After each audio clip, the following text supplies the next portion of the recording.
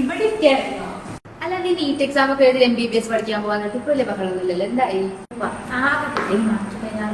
അതും ഒരു കൊല്ലം റിപ്പീറ്റ് ചെയ്തിട്ട് ഈ 416 മാർക്കിന് എവിടെ എടുത്തു വെച്ചിരിക്കുന്ന MBBS സെൽഫ് നാച്ചുറലിന്റെ ഫീസ് കേട്ടാലേ അച്ഛന് തോന്നും.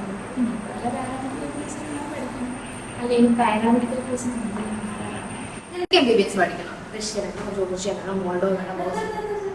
ഇപ്പോഴത്തെ ഫീസ് കേട്ടാലേ അച്ഛന് തോന്നുള്ളൂ. അപ്പോഴാണ് എബ്രോഡ് പോയി പഠിക്കുന്നത്. മാത്രമല്ല ഇതൊന്നും അത്ര എളുപ്പമുള്ള കാര്യമൊന്നുമല്ല. ഈ രാജ്യത്തൊക്കെ പോയി പഠിച്ചിട്ട് ലാസ്റ്റ് ഇനി സർട്ടിഫിക്കറ്റിന് വാല്യൂ ഇല്ലെങ്കിൽ ഈ ബ്രൈറ്റ് എഡ്യൂക്കേഷൻ കൺസൾട്ടൻസി കേട്ടിട്ടോ, ഇന്ത്യയിൽ തന്നെ ലീഡിംഗ് ആയിട്ട് ഓവർസീസ് എഡ്യൂക്കേഷൻ കൺസൾട്ടൻസി. അവർ MBBSന് എബ്രോഡ് അഡ്മിഷൻസ് ചെയ്യുന്നുണ്ട്. അവരാകുമ്പോൾ ഒരുപാട് യൂണിവേഴ്സിറ്റീസിൽ ഡയറക്ട് ഓതറൈസേഷനുള്ള കമ്പനി, മാത്രമല്ല ഡോക്ടേഴ്സ് രണ്ടു സ്ഥാപനം. ഇപ്പൊ നീ പറഞ്ഞ പോലെ NMS റൂളൊക്കെ നോക്കിയിട്ട് സർട്ടിഫിക്കറ്റ് വാല്യൂ യൂണിവേഴ്സിറ്റീസ് അവർ നമുക്ക് ചൂസ് ചെയ്ത് തരും. അത് മാത്രമല്ല സ്കോളർഷിപ്പോട് കൂടിയിട്ടും ഫ്രീ അക്കോമഡേഷനോട് കൂടിയിട്ടൊക്കെ അവർ നമുക്ക് അഡ്മിഷൻ ചെയ്യുന്നുണ്ട്. പോരാത്തതിൽ എഡ്യൂക്കേഷൻ ലോണിലുള്ള അസിസ്റ്റൻസും ചെയ്യുന്നുണ്ട്. നീ പറഞ്ഞ പോലെ ഭയങ്കര ഫീസ് ഒന്നും ഇല്ലാണ്ട് അഫോർഡബിൾ ഫീസിൽ നമുക്ക് MBBS ഒക്കെ പഠിക്കാൻ പറ്റും. നീ എന്തായാലും ഇവരൊന്ന് കോൺടാക്ട് ചെയ്ത് നോക്കും. ഓക്കെ, ഒന്ന് ട്രൈ ചെയ്യാം. തീർച്ചയായും.